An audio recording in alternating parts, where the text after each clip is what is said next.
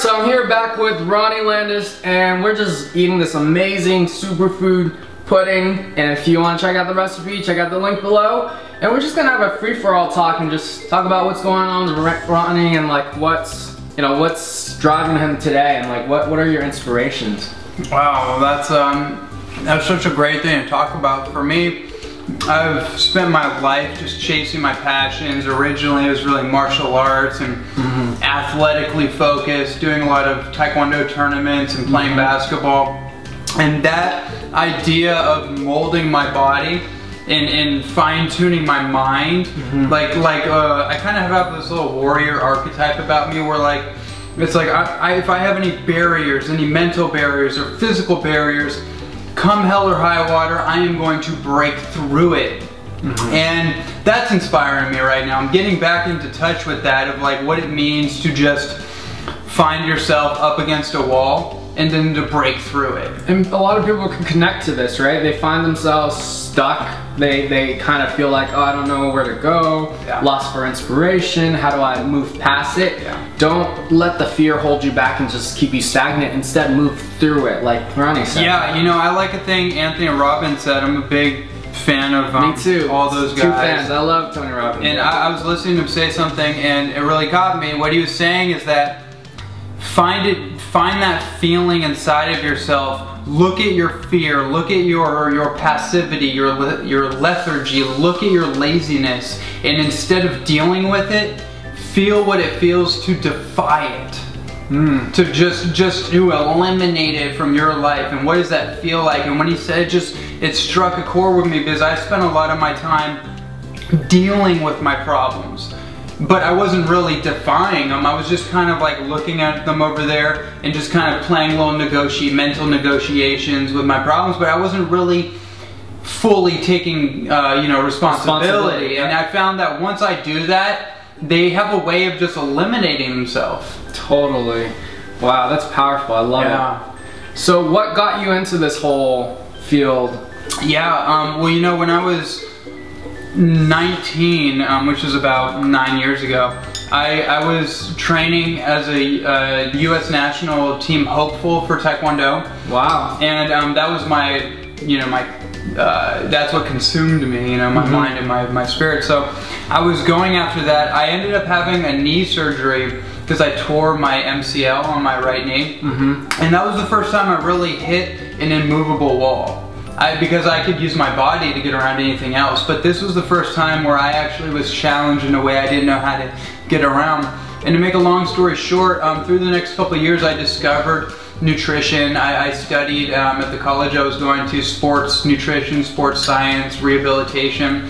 And through a number of years I got into barefoot running, I got into raw food, I got into vegetarian diet, and just upgraded ways of feeding myself. And I found, actually, through raw food specifically, I healed my knees in 1 month, where, this is like, I'm talking about 5 years after that first incident, healed it in a month.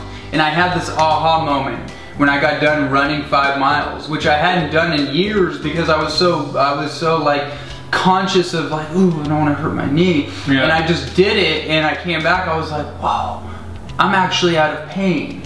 Wow. It just was like a lightning bolt hit me, and then that's when I realized, wait a minute, I really need to explore this. And then from there I got super inspired by all the speakers I grew up watching. David Wolf was a big inspiration, and he really gave me the vision to actually make me feel like I could actually I could be an orator in the world. And I didn't want to just talk about success and personal development in the same way that's been talked about. I wanted to do something different. This message really inspired me to the core, and I felt like this was more so what the world needed more than anything else, because as I started getting healthy, I started to notice how unhealthy everyone else around me was. Where before, it was kind of just like the normal reference point. You don't really know what health is unless if you've never been healthy. And so that really did something to me, and I realized this is what I should be dedicating my life to. And then, the entertainment of getting in front of a crowd and making them laugh, making them, go through a bunch of different emotions, but at the same time, wrapping it around a story of you know, saving the planet, saving humanity, one bite at a time kind of thing is really cool to me. That's awesome. Love it, love it, love it. So what's one tip you can give to someone that's looking to enhance their health? What that one thing? If I had to just say one thing for everyone out there listening, beyond the obvious stuff like go organic, get off the food allergies like soy, wheat, gluten, you know, peanuts, that kind of thing. Just really, I feel like it's actually following your passion. Actually, in my opinion at this point. I could agree with that, because that's a huge part of both of our works, right? Is to inspire other people to step into their power and to not settle for mediocrity. There's something within each and every one of us, right? Something, we have a gift, we have a talent that needs to be shared with the world. Yeah, absolutely, and that's very key what you said. It needs to be expressed through you, and I actually feel like you can bypass a lot of the little health things here and there, because we get caught up in a lot of the technical stuff a lot of times, and it's like A, B, C, D, and E, but nature doesn't really work in a straight line. It works in a rhythm. Totally. And I feel like if we can get more in accordance with that and figure out what brings us alive and keep lining up with that, there's some kind of healing X factor in the human biology. However you can get that idea, if you're pursuing your passion and you're living life as full on as you can, there's some kind of healing factor in that idea that will propel you towards all your other, you know, all the other things that you want to achieve. And then by applying this kind of stuff to your life, this, you know, the raw foods and all the stuff that we're into, the positive mindset, I think we're gonna see a new type of human being emerge. We already do. Right, absolutely. Yeah, totally.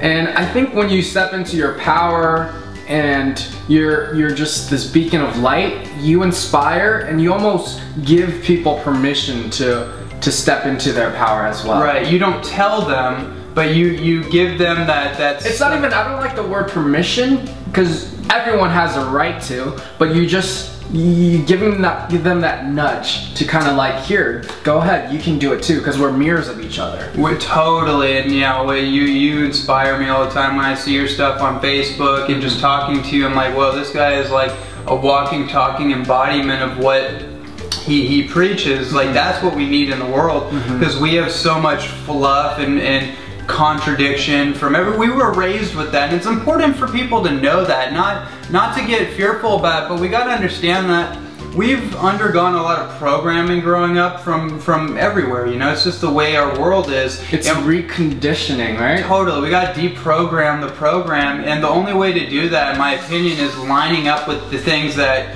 you teach and that I teach, and reformatting our floppy disk, really. Oh, totally. Yeah, and just getting into the idea that you actually, not only can you do anything, but you deserve it, and beyond that, you actually make a difference. You make a difference in other people's lives by first making a difference in your own. I think in our culture, a lot of times, we subtract ourselves from the situation and we put our focus on, what can I do for this person? What can I do for that person? And how can I basically be a martyr and sacrifice what I need? And I don't think the world needs any martyrs. The world needs more inspired beings that are working on themselves, and like you so beautifully put, give other people the subtle, you know, if I were to replace the word permission, I would just say example. You know, we need more references for what we're trying to be in the world. Totally, I love that, I love that. Yeah. Wow, inspiration with Ronnie.